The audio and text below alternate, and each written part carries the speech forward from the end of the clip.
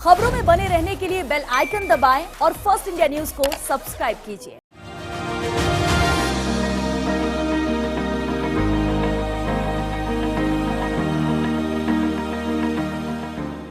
नमस्कार, मैं हूं ऐश्वर्य प्रधान। मैं हर हफ्ते किसी बड़ी शख्सियत से आपको रूबरू करवाता हूं। स्वाभाविक सी बात है, जब किसी शख्सियत से बातचीत करते हैं तो उससे जुड़ी बातें भी की जाती है। सियासी बातें रोजाना हम रूटीन में करते हैं। सियासी बातों को लेकर कई तरीके के इशारे भी होते हैं, बातें भी होती है, लेकिन किसी भी शख्सियत के वो पहलू जो आपके लिए जानना जरूरी है। हम सामान्य तौर पर किसी के लिए कुछ भी बोल सकते हैं या गूगल पर सर्च करके कुछ भी निकाला जा सकता है, जिसमें वास्तविकता कुछ सच होती है और कुछ झूठ भी। कई बार सब कुछ वास्तविक होता है तो कई बार सब कुछ झूठ भी। लेकिन जब शख्सियत के सामने बैठकर बातचीत करते हैं तो सच सामने होता है। आज हमारे साथ मौजूद है राजसमंद सांसद दिया कुमारी। इन्हें शायद ही कोई ऐसा शख्स हो देश में जो नहीं जानता हो, क्योंकि जयपुर राज परिवार के साथ इनका संबंध है, यानी जयपुर राज परिवार की बेटी हैं। उनके अलावा सबसे बड़ी अगर कोई बात है तो इनके फादर हैं। उन्होंने 1971 का भारत पाकिस्तान का युद्ध लड़ा था। एक वीर सैनिक या सेना के अधिकारी, जो भी आप कहें, लेकिन देश के लिए उन्होंने युद्ध लड़ा। उनकी एक अपनी अलग पहचान है, राज परिवार से पहचान है, लेकिन इन सबके परे उन्होंने जनप्रतिनिधि बनने का रास्ता चुना और इस रास्ते पर चलकर वो सड़कों पर चली, पगडंडियों पर चली, ढाणी में चली और छोटी बस्तियों से लेकर गली मोहल्लों में भी चलने का उन्हें मौका मिला। तो ऐसे में आइए उनसे आज खास बातचीत करते हैं। नमस्कार। नमस्कार। सबसे पहला सवाल आपसे ये कि महलों में आप थी, सारे लोग जानते हैं कि महलों की हैं आप, लेकिन महलों से आप निकल कर आईं और आकर आपने सवाई माधोपुर को चुना और उसके बाद राजसमंद को। महलों से सीधे पगडंडियों पर, कच्चे रास्तों पर, गलियों में, मोहल्लों में, क्यों? देखिए, मैं आप जैसे कह रहे हैं महलों से, मैं आपको बताना चाहूँगी कि बचपन मेरा महलों में नहीं निकला। मेरे पिताजी सेना में थे, तो मैंने बहुत, मेरा जो बचपन है वो जब अलग अलग आर्मी हाउसेस में बिताया है। दिल्ली में मैं पढ़ी हूँ और उसके बाद जयपुर भी। तो एक बहुत साधारण जीवन भी मैंने जिया है। तो मैंने देखा है नॉर्मल लाइफ क्या होती है। आर्मी हाउस में एक पिताजी भी आर्मी में थे, मेरी मदर भी एक आर्मी वाइफ की तरह ही रहती थी। तो एक उन्होंने मुझे ग्राउंडेड रखा, कभी ये नहीं महसूस होने दिया कि तुम कुछ हो। तो ये एक, मुझे लगता है मेरा बैकग्राउंड और जो जिस तरह से उन्होंने मेरी परवरिश की, उससे मुझे लगता है कि जिस तरह से मैं सोचती हूँ उसमें बहुत अफेक्ट हुआ है कि मैं ऐसा नहीं सोचती कि भाई मैं महलों में ही हूँ और मुझे यही करना है। उसके बाद जब मैंने बाद में अपने स्कूल्स भी शुरू किए, सोशल वर्क से भी मैं जुड़ी हुई थी। मेरा फाउंडेशन पॉलिटिक्स में आई, उससे थोड़ा पहले मैंने शुरू कर दिया था। हमारी संस्थाएं भी बहुत सारी हैं। तो मैं पब्लिक लाइफ में, पॉलिटिक्स में नहीं थी पर पब्लिक लाइफ में थी और परिवार मेरा हमेशा जनता से जुड़ा हुआ था। एक बीच में मैं बात बोलूँगा, मैं उसी सवाल पर अगले सवाल में आने वाला था कि आपका फाउंडेशन चलता है, दिया कुमारी फाउंडेशन हो या अन्य एनजीओज जो हैं या अन्य संस्थाएं हैं, वो संस्थाएं किस तरीके का काम करते हैं? क्योंकि मुझे जहां तक याद है कि आप महिला सशक्तिकरण पर भी काम करते हैं, महिलाओं को स्वरोजगार से जोड़ना, या फिर कई बार मेरी जानकारी में आता है कि जो गरीब तबके के लोग होते हैं उनको आप जिस तरीके से कुछ ऑपरेशन के बाद उपकरणों की ज़रूरत पड़ती है वो भी उपलब्ध कराते हैं, दिव्यांगों के लिए भी उपकरण उपलब्ध कराते हैं, इस तरीके की मेरी जानकारी है। लेकिन मूल रूप से आपने शुरुआत कब से की? जनप्रतिनिधि बनने से पहले से कब से आपने ये काम शुरू कर दिए कि पूर्णतः आप इन कामों में जुट गई? क्योंकि परिवार तो आपका ये सब कुछ करता ही था। बिल्कुल, जो हमारे ट्रस्ट हैं वो तो पहले से ही चल रहे थे, जो कि गरीब परिवारों के लिए कुछ करना, कोई भी अगर है जो, और या फिर अगर कोई क्वालिफाइड था या स्पोर्ट्समैन था या कोई ना कोई कुछ करना चाहता था, उनको हेल्प करना, ये तो हमारी ट्रस्ट के द्वारा हो ही रहा था। लेकिन जो मेरा फाउंडेशन है, जो मैंने शुरू किया पॉलिटिक्स में आने से थोड़ा पहले, उसमें हम लोग विमेन एम्पावरमेंट पे काम कर रहे हैं। जितनी भी महिलाएं हैं, अब मेरे 5 सेंटर्स हैं पूरे राजस्थान में, और इसमें हम लोग महिलाओं को स्किल डेवलपमेंट, महिलाओं को ट्रेनिंग देते हैं, अपने पैरों पे कैसे खड़ी हो सकती है महिला, आत्मनिर्भर बन सकती है, हर तरीके की जो भी उसको चाहिए, चाहे फाइनेंशियल लिटरेसी की बात करें, डिजिटल लिटरेसी की बात करें, अलग अलग कोर्सेज सिखाते हैं और उनको फिर हम लोग कनेक्ट करते हैं कि वो एम्प्लॉय हो सके, एम्प्लॉयबल बन सके, अपना खुद का स्वरोजगार अगर शुरू कर सके तो बहुत अच्छी बात है, उसमें हम लोग उनको हेल्प करते हैं। नहीं तो गवर्नमेंट ऑफ इंडिया की बहुत सारी योजनाएं हैं, उसमें हम लोग हेल्प करते हैं, उन योजनाओं से उनको कैसे लाभ मिल सकता है। और अगर वो नहीं कर सकती तो हम लोग हमारे म्यूजियम में भी एक शॉप भी मैंने इनके लिए खोली है, जिसमें इनके बनाए हुए प्रोडक्ट्स भी हम लोग बेचते हैं। क्राफ्ट्स पे बहुत ध्यान देते हैं, जो हमारे पुराने क्राफ्ट्स और आर्ट्स हैं उनकी ट्रेनिंग भी इनको देते हैं, ताकि वो क्राफ्ट भी जिंदा रह सके, नहीं तो धीरे धीरे वो भी खत्म हो जाएंगे। अब बहुत सारे बॉयज़ भी, यंगस्टर्स भी हैं, वो भी जुड़ रहे हैं क्योंकि वो भी सीखना चाहते हैं। हम लोगों ने आराइश की ट्रेनिंग भी शुरू की है, जो कि एक पुराना, हमारी सभी बिल्डिंग्स में बहुत सारे हमारे ऐसे इमारत हैं जिनमें आराइश होता था, अब धीरे धीरे ख़त्म हो गया, तो उसकी भी ट्रेनिंग दे रहे हैं कि आपको डायरेक्टली एम्प्लॉयबल आप बन सको, कहीं भी आप जा सकते हो, आपके हाथ में हुनर हो, कोई स्किल हो जिससे आप अपना कुछ ना कुछ कर सकते हो, आप पैरों पे खड़े हो सकते हो। ऐसा कोई लीडर जिसने आपको प्रभावित किया, क्योंकि हर कोई किसी न किसी लीडर को अक्सर देखता है। आप राजनीति में बचपन से भी देखते आ रहे होंगे, कई लीडर्स थे, उनके भाषण भी आपने सुने होंगे, क्योंकि आप आर्मी से आपका जुड़ाव रहा, उस परिवार से रहे, तो ऐसे में आपका अक्सर कई जगहों पर जाना भी होता था, आपके फादर से भी आप बात करते होंगे। तो कौन से ऐसे लीडर थे जिन्होंने आपको प्रभावित किया, या आज की डेट में जो लीडर आपको प्रभावित करते कि हाँ ये है जो कुछ है इसमें बात? बिल्कुल, मैं तो कहूँगी ना केवल मुझे, पूरे विश्व को अगर किसी लीडर ने सचमुच में प्रभावित किया है तो वो हमारे माननीय प्रधानमंत्री जी नरेंद्र मोदी जी ही हैं। उनका जो विजन है वो असलियत में, मैं जब पॉलिटिक्स में आई तो मैं उनको देख के ही आई कि देखिए आपने कैसे उन्होंने गुजरात को ट्रांसफॉर्म किया, और फिर उनके लिए एक पूरे भारत का एक विजन था, उनको कुछ करना था और वो करना चाहते हैं। मतलब जिस तरह से उन्होंने एक पूरे प्लानिंग के साथ जो भारत में होना चाहिए, स्टेप बाय स्टेप, चाहे इंफ्रास्ट्रक्चर की बात करें, हम लोग युवाओं को रोजगार देने की बात करें, और हम एजुकेशन को भी बदला है, एजुकेशन की भी नई पॉलिसी बनी है, हर तरीके से पूरे जो भारत का ट्रांसफॉर्मेशन हुआ है वो हमारे प्रधानमंत्री जी ने किया है, और योजनाबद्ध तरीके से किया है। ऐसे नहीं किया है कि बस बात की है, घोषणा की है, लेकिन एक प्लानिंग के साथ किया है, किसी को अपीज नहीं किया है, सबको एक साथ लेके उन्होंने काम किया है। मैं उनसे बहुत प्रभावित हूँ और पूरा विश्व उनसे बहुत प्रभावित है। इसके अलावा मेरे पिताजी मेरे पिताजी से बिल्कुल मैं बचपन में बहुत प्रभावित थी। वो इतने, मतलब बहुत कुछ उन्होंने देखा, वो समय भी देखा था जब बहुत कुछ होता था। उस समय एक्चुअल में राजपाट भी होते थे, डेमोक्रेसी नहीं थी, वो समय भी देखा। उसके बाद उन्होंने आर्मी ज्वाइन की, अपने मर्जी से ज्वाइन की, बिना कोई तनख्वाह लेके ज्वाइन की, ज़रूरत नहीं थी ज्वाइन करने की, लेकिन उनके मन में जो भावना थी कि मुझे देश के लिए कुछ करना है, वो देख के मुझे लगता है कि नहीं, मुझे भी कुछ करना चाहिए। तो बचपन से मैं वो बहुत प्रभावित थी, उनके कार्य, जिस तरह से वो काम करते थे, लोगों से कैसे पेश आते थे। मेरी दादी सा जो थी, राजमाता गायत्री देवी, उनसे मैं बहुत प्रभावित थी।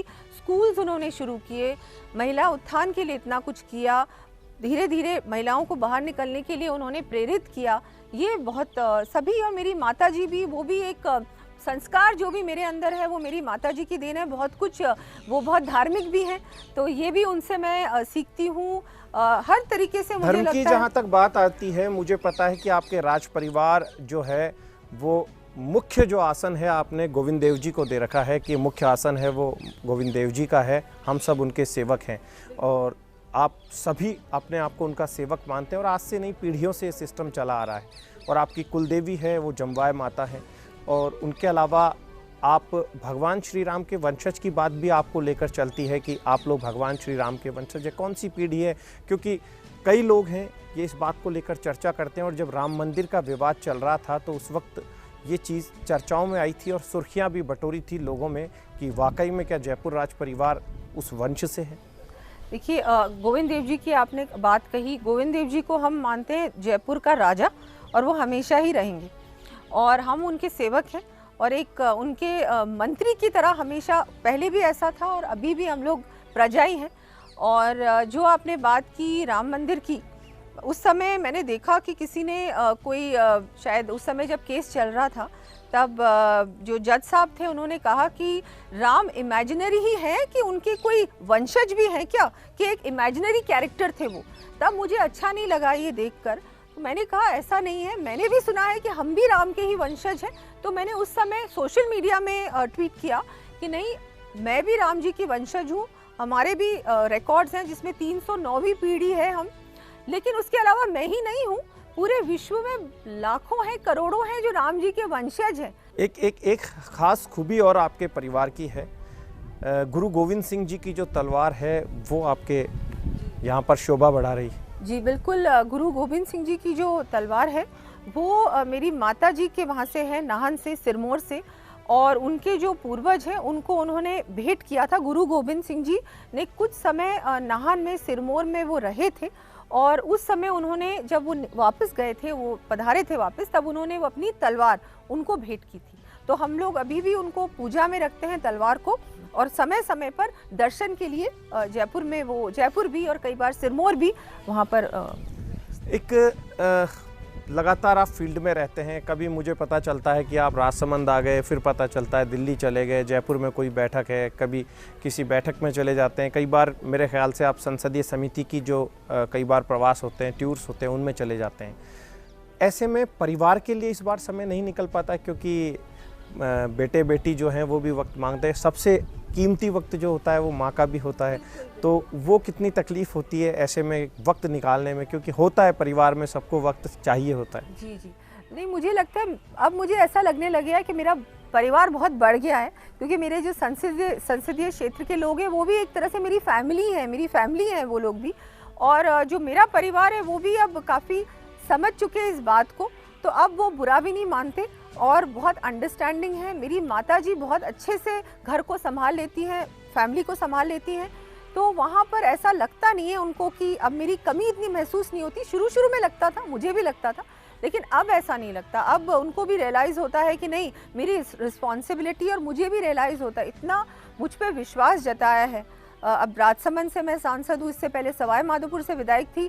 एक आप उनका ट्रस्ट लेते हो, उनका वोट लेते हो, बहुत कीमती होता है वो वोट, ऐसे वैसे नहीं मिलता। अगर उन्होंने आप पे ये उन्होंने अपना विश्वास आप पे जताया है, दिया है, उसके बदले कम से कम आप अपना समय तो दे सकते हो। आप अपनी तरफ से फुल प्रयास करो कि इनके काम हो, और मैं वो कोशिश पूरी करती हूँ कि चाहे दिल्ली में हो, जयपुर में हो, क्षेत्र में हो, मैं पूरा प्रयास करती हूँ कि मेरे क्षेत्र की जनता के सारे काम। कार्यक्रम में अभी छोटा सा ब्रेक लेते हैं। ब्रेक के बाद कुछ और भी सवाल होंगे और उन सवालों के जवाब भी हम सांसद दिया कुमारी से लेंगे।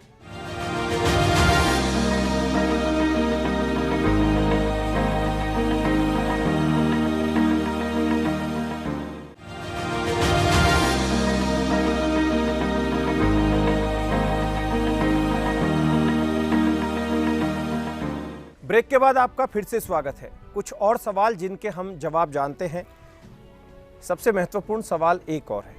सवाल ये है कि आप अक्सर दिल्ली जाते हैं, दिल्ली में आप सेंट्रल लीडरशिप से मिलते हैं, नितिन गडकरी से कई बार आप सड़कों को लेकर मुलाकात करते हैं, केंद्रीय मंत्री अश्विनी वैष्णव से आपकी मुलाकात होती है, भूपेंद्र यादव से आप बाघों से रिलेटेड या वन्य जीव और पर्यावरण से रिलेटेड चीज़ें जो होती हैं उनको लेकर चर्चा होती है। यहाँ राजस्थान के सभी नेताओं से आप मिलते ही हैं अमूमन, चाहे वसुंधरा राजे हों, ओम प्रकाश माथुर हों, सीपी जोशी हों, राजेंद्र राठौड़ हों, सतीश पूनिया हों, गजेंद्र सिंह शेखावत हो। लेकिन दिल्ली में आपको कितना रिस्पांस मिलता है? क्योंकि राजस्थान से 3 नेताओं का ख़ास रिश्ता है, चाहे ओम प्रकाश माथुर तो खैर संगठन में है, लेकिन अश्विनी वैष्णव, भूपेंद्र यादव, अर्जुन मेघवाल, ये सब राजस्थान के हैं और मंत्री हैं। तो आप जो चीज़ मांगते हैं अपने क्षेत्र के लिए मिलती है? बिल्कुल मिलती है। आपने सभी के जो नाम लिए, तीनों अपने वरिष्ठ अपने मंत्री हैं और राजस्थान से हैं, और उनका बहुत सहयोग रहता है, और बहुत सारे मेरे काम अपने तीनों ही मंत्रियों ने किए हैं। मैं बहुत उनकी आभारी हूँ कि उन्होंने बहुत ध्यान रखा है राजसमंद का, राजस्थान का, और बहुत सौगातें दिए हैं उन्होंने। मुझे भी, यहाँ भी हमारे रेलवे के बहुत सारे काम हुए हैं, पर हाँ वो बहुत हेल्प करते हैं। लेकिन यहाँ पर जो गाड़ी अटक जाती है वो हमारी यहाँ राजस्थान में अटक जाती है, क्योंकि सारे जो काम हैं उसकी जो एजेंसी होती है, इम्प्लीमेंटेशन का काम राजस्थान गवर्नमेंट का होता है, वहाँ पर वो बिल्कुल भी सहयोग नहीं करते हैं। क्या तकलीफ आती है राजस्थान सरकार में आपको अमूमन? आप क्योंकि कई बार आप सीएस से भी मिलने पहुँचते हैं, कई बार आप किसी मंत्री को भी अपनी एप्लीकेशन या ज्ञापन या जो भी चीज़ें हैं वो दे के आते हैं, तकलीफ़ क्या आती है? तकलीफ़ ये आती है कि वो ये देखते हैं कि ये तो भारतीय जनता पार्टी की सांसद है, हमको इनका काम नहीं करना, उनकी मानसिकता ऐसी है। अनफॉर्चुनेटली, दुर्भाग्य है। लेकिन आप पर तो सरकार गिराने के भी कोई आरोप नहीं लगे, जैसे आपके पार्टी के दूसरे नेताओं पर लगते हैं प्रदेश में। वो मुझे लग रहा है उससे इसका कोई लेना देना नहीं है। वो बस जनरली जो उनका माइंडसेट है, मानसिकता है, वो ये है कि ये अगर कोई प्रपोजल भेजने की बात कर रहे हैं तो वो हमको नहीं भेजना है, उसमें डिले करना है और कोई ना कोई अड़ंगा लगाना है। तो फिर इसलिए हमारे जो काम होने चाहिए, जिस स्पीड से होना चाहिए, वो उस स्पीड से नहीं होते हैं। क्योंकि वो गजेंद्र सिंह शेखावत हैं या फिर राजेंद्र राठौड़ हैं, सतीश पूनिया हैं, इन लीडर्स को, और इनमें भी ख़ास तौर पर गजेंद्र सिंह शेखावत को ज़्यादा आड़े हाथ लेते हैं सांसदों में। चूँकि ओम बिरला जो हैं उनके बारे में सब जानते ही हैं कि वो तो अब लोकसभा अध्यक्ष हैं, राजनीति से उनका वास्ता नहीं। तो ऐसे में कई बार आपकी बात होती होगी मुख्यमंत्री से भी या फिर चीफ सेक्रेटरी से भी या मंत्रियों से भी, तो वो क्या जिसको बोलते हैं होम्योपैथी में मीठी गोलियां वो दी जाती है या फिर आयुर्वेद की कोई दवाई दे दी जाती है?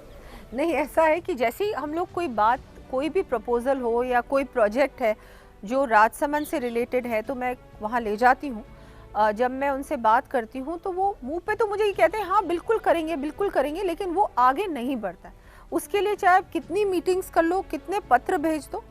अभी रेलवे लाइन का जो परिवर्तन हुआ है, जो मीटर गेज है ब्रॉड गेज में जो कन्वर्ट हुई है, बहुत बड़ा काम है, ऐतिहासिक काम है। ये जो मावली मारवाड़ का है, जिससे मेवाड़ और मारवाड़ जुड़ेगा। ये अभी हमारे प्रधानमंत्री जी ने इसका शिलान्यास किया था जब वो श्रीनाथ जी के दर्शन के लिए पधारे थे, नाथद्वारा पधारे थे। ये ऐतिहासिक काम हुआ है। इसके अलावा भी बहुत सारी ट्रेन्स के काम हुए हैं, रोड सड़कों के बहुत काम हुए हैं, मेडिकल कॉलेजेस मिले हैं राजस्थान को। ये सब तो केंद्र ने किया है ना। बीच में ये रुकावट जरूर कोशिश करते हैं कि काम रुके या धीमी गति से हो, लेकिन फिर भी केंद्र का जो स्पीड है, जिस तरह से केंद्र काम करता है, केंद्र जैसी स्पीड राजस्थान सरकार की नहीं है, बिल्कुल भी नहीं। लेकिन इसमें एक चीज और है, कई बार लोगों में चर्चा का विषय बनती हैं, आप कई बार अखबारों में भी आ जाती है आपको लेकर खबरें कि दिया कुमारी केंद्र में मंत्री बनेंगी। इस चीज को लेकर अक्सर चर्चा होती है। बिल्कुल, मैं तो इन चीजों पे बिल्कुल ध्यान नहीं देती।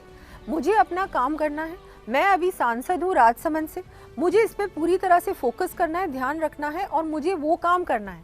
और मैं तो ये कहूँगी कि ये सब बातें, बहुत सारे लोग बहुत सारी बातें करते हैं, लेकिन जो अभी जिम्मेदारी दी गई है, मुझे पार्टी ने दी है, मुझे उस पे फोकस करना है। मैं उसी पे फोकस करती हूँ। मैं अपने काम पे करती हूँ, अपने क्षेत्र पे करती हूँ और क्षेत्र की जनता पे करती हूँ। इस बात के अलावा एक बात और चल निकलती है, अक्सर हम बातें करते हैं, आप सवाई माधोपुर से विधायक थे।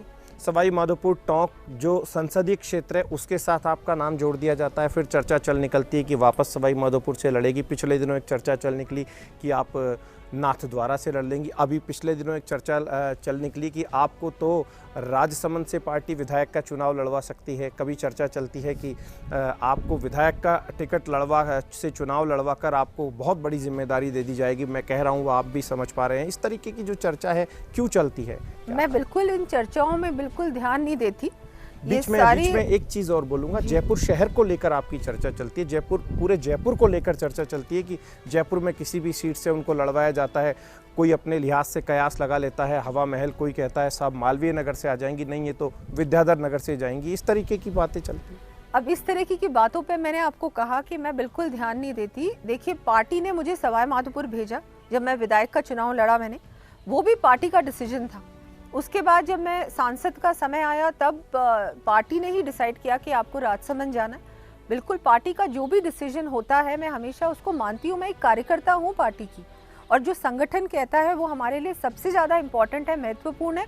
वही जो लास्ट डिसीजन है उन्हीं का होता है। एक बात और चली आपको लेकर, जब आप महामंत्री बनी, कि महामंत्री जब आपको संगठन में बनाया गया, बड़ी जिम्मेदारी होती है। सीपी जोशी जो हैं वो भी आपके पास के ही संसदीय क्षेत्र से हैं। वो अभी हालांकि अध्यक्ष बन गए, पहले वो उपाध्यक्ष थे, आप महामंत्री थी।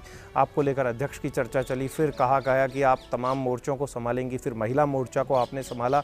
लेकिन एक चीज़ है, आप महिला मोर्चा को संभाल रही थी, प्रभारी थी, लेकिन नहीं लगता कि महिला मोर्चा की मजबूत सी अध्यक्ष नहीं, क्योंकि वो उदयपुर की हैं, जयपुर में महिला मोर्चा एक्टिव रहता है, तो थोड़ी दिक्कत तो है। महिला मोर्चा तो पूरे प्रदेश में एक्टिव है, और महिला मोर्चा नहीं, ऐसा कुछ नहीं है, अच्छा काम कर रही हैं वो। और महिला मोर्चा तो लगातार बहुत काम कर रहा है। महिला मोर्चा की टीम बहुत मजबूत है, हमारी बूथ से लेके ऊपर तक बहुत स्ट्रॉन्ग टीम है। अभी भी हमारी जो कार्य समिति हुई उसमें भी हम लोगों को बहुत सारे कार्य दिए गए कि आगे हमको क्या करना है। बिल्कुल भी हम बहुत अच्छी तरह से काम कर रहे हैं। हमारी पूरी जो महिला मोर्चा की टीम है बहुत मजबूत है और आगे भी बहुत सारी चीज़ें होंगी। आप देखेंगे अभी चुनाव आएगा कि क्या रिजल्ट आता है। एक चीज़ है, मैं 2-3 सवाल और कर सकता हूं, क्योंकि मैं वसुंधरा राजे से रिलेटेड सवाल पूछूंगा तो आपका उत्तर होगा कि वो सीनियर लीडर हैं, 2 बार की मुख्यमंत्री है, राष्ट्रीय उपाध्यक्ष हैं, हम उनका सम्मान करते हैं। राजेंद्र राठौड़ के लिए पूछूंगा, आप कहेंगे कि नेता प्रतिपक्ष है, उनसे सीखने को बहुत कुछ मिलता है। मैं यहाँ पर सतीश पूनिया की बात करूँगा तो चूँकि आप उनकी टीम में रही हैं, वो प्रदेश अध्यक्ष थे और आप सबके सामने महामंत्री के तौर पर मौजूद कार्य कर रही थी। लेकिन इन सब के परे अब सीपी जोशी जो हैं उनकी टीम में आप हैं। सीपी जोशी जो कि आपके बराबर लोकसभा में बैठते थे और बिल्कुल पास की आपके संसदीय क्षेत्र है, उनका चित्तौड़गढ़ है, आपका राजसमंद है। किस तरीके के लीडर हैं? बहुत अच्छे लीडर हैं और बहुत युवा मोर्चा के भी अध्यक्ष रहे हुए हैं, उपाध्यक्ष रहे हुए हैं हमारे प्रदेश संगठन में। बहुत बैलेंस्ड है मैं कहूँगी और वो कम बोलते हैं, लेकिन जब वो बोलते हैं तो जो वो बोलते हैं बहुत महत्वपूर्ण बात बोलते हैं। वो ऐसी वैसी बातें नहीं करते। बहुत मैं उनको मानती हूँ कि बहुत समझदार हैं, उनमें बहुत ऊर्जा है, यंग है। तो बहुत मुझे लगता है कि बहुत अच्छे संकेत हैं, बहुत अच्छा है राजस्थान के लिए कि उनके बारे में यूथ को मौका मिला। नहीं लग रहा है कि अभी उनको थोड़ा समझने में समय लगेगा या वो सरल है इसलिए नहीं, वो संगठन में रहे हैं, कोई नए नहीं है संगठन के लिए, पहले भी उनको जिम्मेदारियां मिली हैं, तो वो समझते हैं सब कुछ और मुझे पूरा भरोसा है और सब जानते हैं कि बहुत अच्छे से वो जिम्मेदारी संभाल भी रहे हैं और आगे भी संभालेंगे। इतना उन पे बड़ा अभी बस समय कम है क्योंकि इलेक्शन सर पे है, तो हाँ समय कम है, लेकिन फिर भी हमारा तो संगठन बहुत पहले भी मजबूत था। सतीश जी भाई साहब के साथ भी बहुत अच्छा। तो ये मानकर चला जाए, आखिर में बिल्कुल आखिर का सवाल है, मानकर चला जाए कि मेवाड़ के जो एक तरफ सीपी जोशी और दूसरी तरफ दिया कुमारी, ये दोनों मेवाड़ में, क्योंकि गुलाबचंद कटारिया साहब की जो छवि थी, जो नाम था, कद था, वो पूरा मेवाड़ और राजस्थान जानता है। बहुत अच्छी तरीके से वो रणनीति निभाते थे और बीजेपी को जीत भी मिलती थी, बड़ी भूमिका रहती थी। हालांकि कलेक्टिव प्रयास होते हैं, सबके होते हैं, लेकिन अब आप दोनों के पास कमान रहेगी, तो यदि सीपी जोशी राजस्थान भर में व्यस्त रहते तो आप मेवाड़ में संभाल पाएंगी? देखिए, ये सारी चीज़ें पार्टी डिसाइड करता है कि किसको किस क्षेत्र की जिम्मेदारी देनी है। हमारे तो संगठन में सबको अलग अलग संभाग दिए जाते हैं, पूरे संगठन को डिवाइड कर दिया जाता है कि आप इसको संभालोगे, आप इसको संभालोगे, और सबको कलेक्टिवली भी काम करना होता है। ये सिर्फ एक व्यक्ति की जिम्मेदारी नहीं होती कि आप मेवाड़ संभालोगे, हम इसको नहीं देखेंगे, ये आपकी जिम्मेदारी, ऐसा नहीं होता। बीजेपी में सब एक साथ काम करते हैं। राजसमंद झील पर हैं और सबसे बड़ी बात यह है कि ग्राउंड जीरो से अगर हम बात करते हैं तो लोग जो हैं वो भी सुनते हैं। यहाँ पर हालांकि किसी को बुलाया नहीं गया था, चूंकि राजसमंद की सांसद आई है तो स्वाभाविक रूप से कुछ लोग इनके आसपास आ गए, पास में खड़े हुए थे, सुनने लगे, और चूंकि जब ये बातचीत पूरा राजस्थान और देश भर सुन रहा है तो लोग भी आराम से सुनेंगे ही। खूबसूरत जगह है, आप भी यहाँ पर आइए, घूमिए अपने परिवार के साथ, और शाम के वक्त और सुबह के वक्त यहाँ का नज़ारा अलग होता है। लेकिन कुछ सवाल और हैं, हम कोशिश करेंगे कुछ महीनों बाद फिर इनका इंटरव्यू करें, क्योंकि अभी इंतज़ार है इनको कुछ और जिम्मेदारी संगठन दे दे। तब तक के लिए नमस्कार।